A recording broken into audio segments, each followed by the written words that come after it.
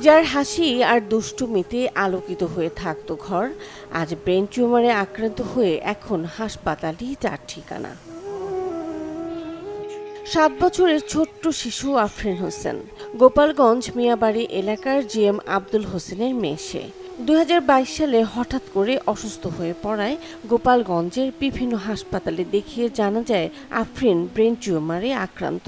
এরপরই মেয়েকে বাঁচাতে যুদ্ধে নামেন গরিব বাবা। শুরু হয় আফরিনের চিকিৎসা। ধার দেনা জমি বিক্রি করে চলে আফরিনের চিকিৎসা, করা হয় 5টি অপারেশন।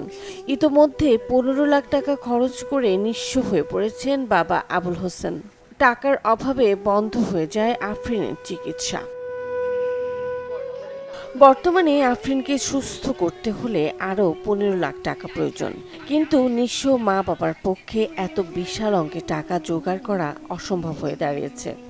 ভারতে নেওয়ার পরে ডাক্তারদের হিসেবেই প্রায় 15 লাখ টাকার মতো লাগবে। তো এখনও চিকিৎসা শেষ হয় না, চিকিৎসা চলছে। তো শেষ পর্যন্ত কত টাকা লাগবে এখনও হয় নাই।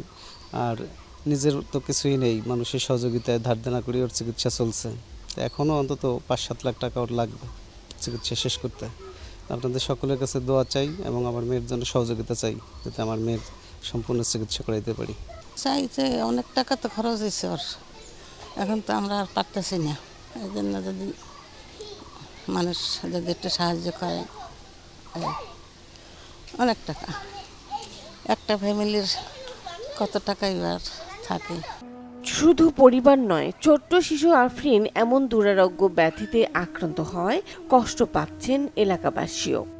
আফরিন হচ্ছে অসুস্থ মানুষ, অনেক চিকিৎসা করছে, তার চিকিৎসা স্বাধীনে কিছুই নেই, তার বাপ মার সব বৃদ্ধ হয়ে গেছে। কেউ যদি দয়া করে তার চিকিৎসার খরচটা দিত, তাইলে তার ফ্যামিলি বেঁচে যেত, তারও জীবনটা বেঁচে থাকতো। ছোট আফরিনের স্বপ্ন সুস্থ হয়ে স্কুলে যাওয়া আর বন্ধুদের সাথে খেলাধুলা। তাই তাকে বাঁচাতে এগিয়ে আসবে সমাজের সকল শ্রেণীর মানুষ, এমনটি প্রত্যাশা পরিবার ও এলাকাবাসীর। Desk report, channel 24।